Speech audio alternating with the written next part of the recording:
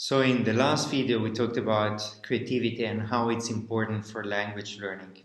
In this video, I want to dig a bit deeper into this concept and see how we can use creativity to our advantage when it comes to make language learning more effective. So let's start off by clearing out the field. And let me ask you, how many of us really think that creativity has anything to do with learning?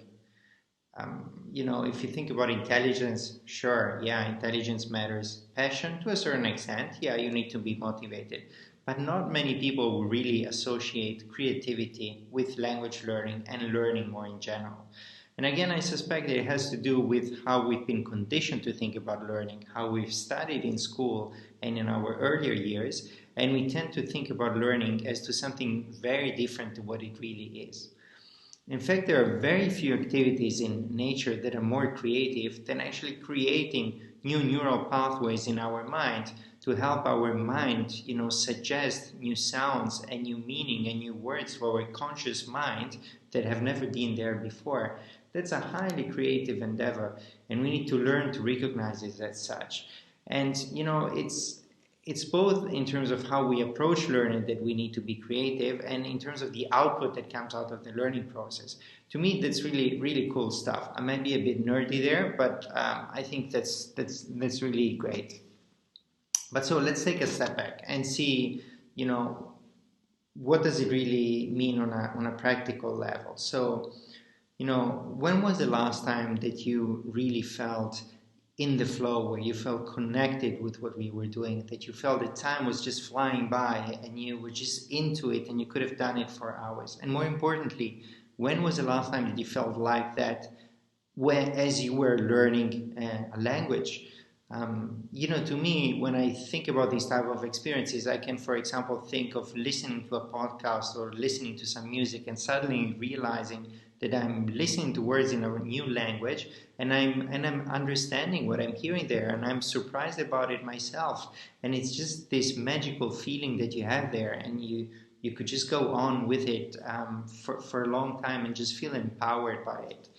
And this is a topic that is very broad and it's very hyped up right now. This concept of flow and just finding things that really connect you with the materials you're in, not just for language learning in general. So I don't want to, sit here and tell you, hey, go out there and find a way to find your flow.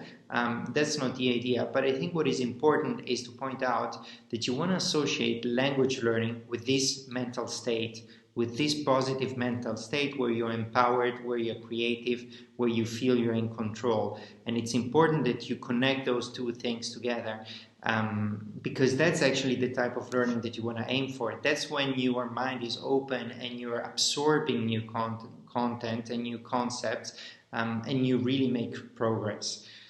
Okay, so again, let's wrap it all up and see 3 concrete ways to make your learning more impactful and make it a bit more creative.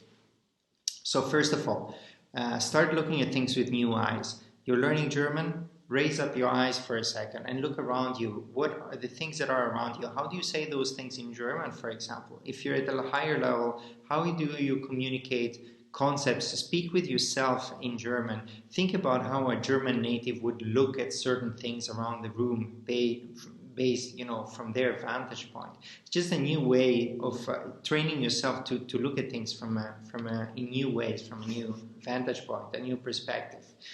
Second of all, when you're learning, be aware whether you're in this state of flow or not. Are you enjoying what you're doing? Or is that you're just getting to the end of it because you told yourself you have to?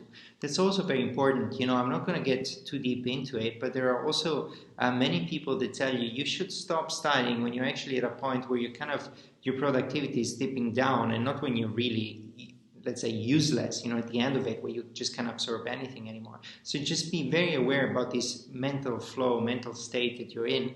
And when you're not there anymore, just stop with your learning. Go and do something else and get back to it when you're going to have, that energy. And finally, manage your overall progress based on how well you can get yourself into that state, because that really tells you a lot about how well you can connect with the language.